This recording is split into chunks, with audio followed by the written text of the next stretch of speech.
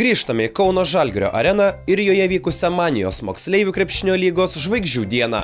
Jau netrukus stebėsime lemiamą rytų vakarų mačo kėlinuką ir dėjimų konkursą, bet prieš tai Reebok Zig-Tech slalomo konkursas, kuriame jaunieji krepšininkai demonstravo savo kamuolio valdymo įgūdžius. Įveikti distanciją geriausiems šioje rungtyje prireikė vos 10 sekundžių.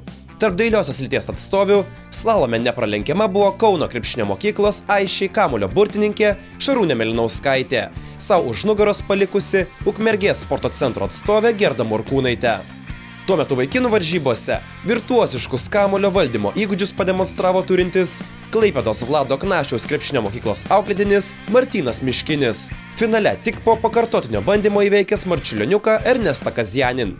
Visiems konkurso prizininkams atitenka rėmėjų dovanos, o jūsų dėmesiui nugalėtojų įspūdžiai. Šarūnė, tai sveikinam su pergale, kaip jautiesi? Šiaip pavargusi, bet fainai. Ar tikėjaisi, kad gali laimėti? Šiaip jo. Ruošeisi specialiai? Ne, tiesiog daug treniruojas. Tai iš kur tie tokie geri kamuolio valdymo įgūdžiai? Būtent iš treniruočių trenerė diegia, kad reikia būtinai gerai valdyti kamuolį. Šiaip daug treniruojas ir treneriai kalba į galvą, kad reikia mokėti valdyti kamuolį. Ar pirmą kartą dalyvauji žvaigždžių dienoje? Taip. Kokį įspūdį palieka šitą šventę? Labai gerą. Jaučiasi ta šventinė nuotaika? Šiaip taip. Tai daugiau tokie nevaržytis norisi ar ne, o gerai leisti laiką ir susipažinti su žmonėm. Sveikinam, Martynai, iš kur tokie geri kamuolio valdymo įgūdžiai? Kadangi lankau krepšinį ilgus jau metus, tai ir įvaldžiau tą kamuolį. Ar specialiai ruošėsi šitam konkursui? Taip, sužinojęs prieš 2 savaitės, kad dalyvauju šitame konkurse. Biškį ruošiau, šiek tiek. Kokie pratimai buvo daromi? Tokie patys. O tai kaip manai, šitam konkurse svarbiau greitis yra, ar visgi būtent pataikyti iš po krepšio ar kamuolio valdymo įgūdžiai? Manau, kad iš pradžių reiks susikaupti, o po to kuo greičiau. Tai svarbiausia greitis. Ar pirmą kartą dalyvauji žvaigždžių dienoje? Taip. Kokį įspūdį palieka renginys? Šiaip labai fainai, viskas gerai. Nebuvo jaudulio prieš tokią didelę areną? Buvo labai didelis jaudulys. Bet nepakenkė? Ne. Manijos moksleivių krepšinio lygos žvaigždžių dienoje buvo surengtas ir vienas komandinis konkursas. Ežio estafetė visi už vieną, vienas už visus. Čia komandą sudarė 3 skirtingų amžiaus grupių krepšininkai ir kiekvienas jų turėjo savo užduotį – pataikyti iš po krepšio, nuo baudų metimo linijos ir iš tritaškio zonos.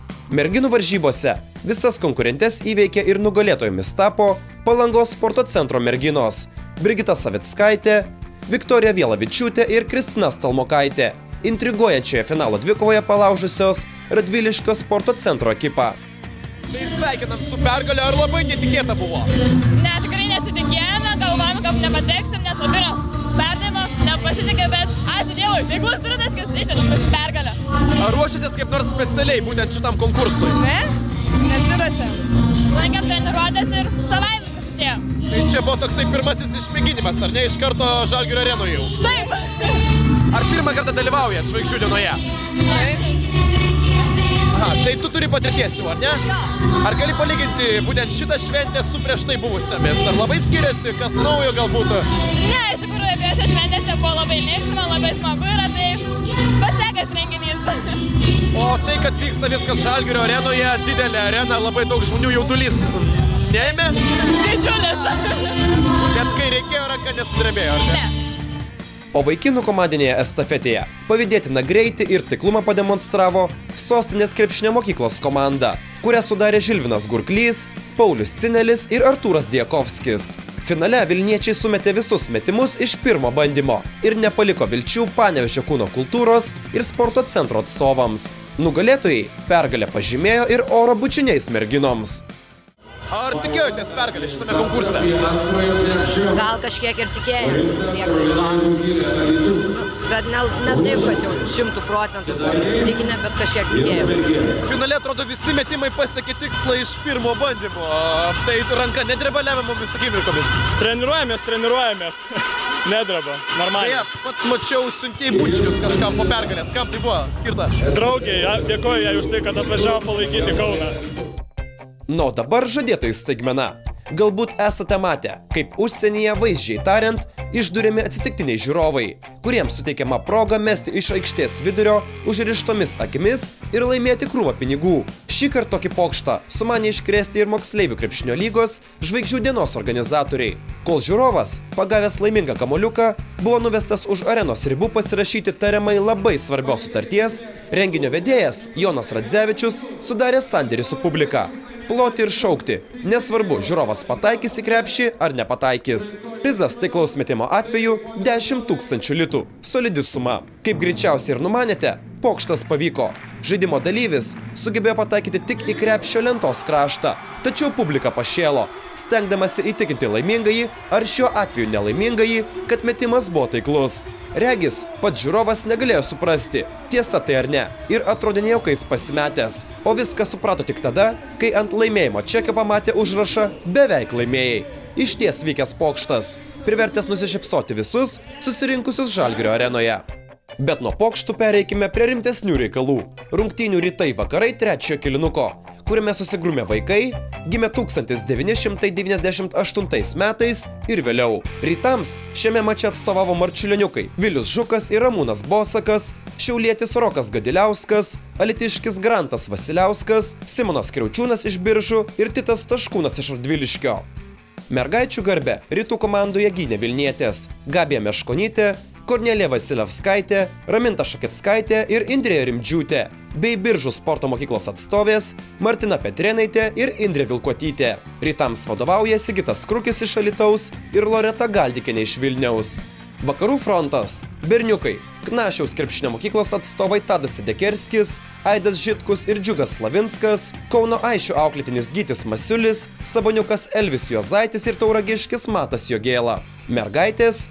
Kauno Aistės Saulė Liesytė, Lina Kavaliauskaitė, Kamilė Tamušauskaitė ir Galė Kudžmaitytė, Dovilė Štirmaitytė iš Palangos ir Rasa Knizaitė iš Marijampolės.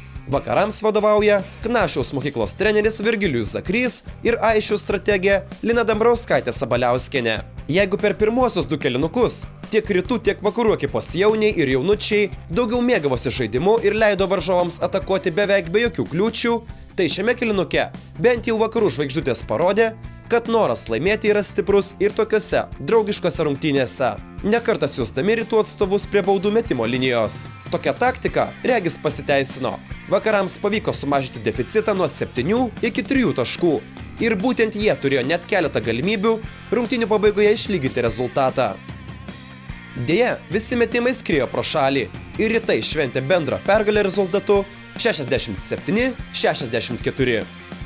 Na, o dabar jūsų dėmesiui žvaigždžių dienos desertas – manijos dėjimo į krepšį konkursas. Jame savo gabumus grūdant kamuolį į krepšį pareiškė norą pademonstruoti net 18 dalyvių, kuriems buvo suteikta po kelis bandymus parodyti gražiausius dėjimus. Į finalą kompetentinga komisija atrinko 3 pajėgiausius krepšininkus, kurie turėjo po 3 bandymus įrodyti, kad būtent jie yra verčiausi Oro karaliaus titulo. Gražiausią dėjimą komisijos nuomonę atliko Arvydo Sabonio krepšinio centro atstovas Tomas Miškinis. Šis bandymas buvo vienintelis įvertintas maksimalia 50 taškų suma. Tačiau Tomui koją pakišo kiti 2 nesėkmingi dėjimai. Kadangi buvo vertinami 2 geriausi rezultatai iš 3, vieno sėkmingo bandymo Tomui Miškiniui nepakako. Taigi dėl nugalėtojo laurų susigrūmė kretingiškis Steponas Markus ir vilnietis Matas Budginas. Po labai atkaklios kovos, vos 1 taško persvarą, susumavus 2 sėkmingiausius bandymus, savo pranašumą visgi įrodė ir MKL Oro karaliumi tapo Steponas Markus. Kretingiškis po konkurso teigė, kad dėjimams ruošėsi ir juos šlifavo po treniruočių. O bene geriausių planetos dėkui krepšį įvardino Los Angeles Clippers superžvaigždė Blake'ą Griffiną. Ar labai netikėta buvo ši pergalė? Šiaip tikėjaus, kad laimėsiu. Visą laiką dirbam ant to. Ar specialiai kažkaip ruošeisi prieš šį konkursą, būtent dėliojai papildomai? Šiek tiek gal po treniruočių pasilikdavau. Kokias 10-15 minučių. O ar tavo tai pirma žvaigždžių diena yra? Antra. Pernai buvau. Ir kokį įspūdį paliko ši diena? Ar galėtum ją palyginti su pernai metais? Ar labai skiriasi? Šiaip skiria šiek tiek. Man pačiam buvo asmeniškai žymiai šiandien lengviau negu pernai. Kodėl? Gal buvau nusteikęs labiau tiesiog. Tai, kad čia reikėjo pasirodyti didžiausioje arenoje Lietuvoje, daug žmonių, jaudulio nebuvo jokio?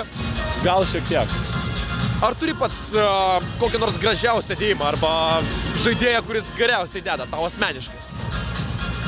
Nu, sakyčiau, kad Blake'as Griffinas tikriausiai iš NBA. Tai iš jo privačių pamokų dėjimo paimtume, ne visai. Nu, neblogai jis padaro. Tai beveik viskas, ką norėjome jums parodyti šioje laidoje. Bet prieš pabaigą dar kviečiame pasiklausyti, kaip šią žvaigždžių dieną vertina Moksleivių lygos direktorius Dainius Čiuprinskas. Iki! Dainiau, Moksleivių krepšinio lygos žvaigždžių diena 2012 baigėsi, atrodo visi patenkinti, visi laimingi. Kaip jūsų manymu praėjo ši šventė, ar viskas taip, kaip planavot? Aš manau, kad pagrindas tikrai praėjo taip, kaip planavom, gal kažkokios mažos smulkmenos ten neišėjo, bet tikrai to nematė dalyviai, gal mūsų planuose buvo mažytės smulkmenos ir kitaip, bet iš esmės tikrai pavykę ir pagal nuomonės, pagal atsiliepimus tikrai gera nuotaika ir nuomonės. O jums pačiam, kas paliko didžiausią įspūdį ir labiausiai sužavėjo šioje žvaigždžių dienoje?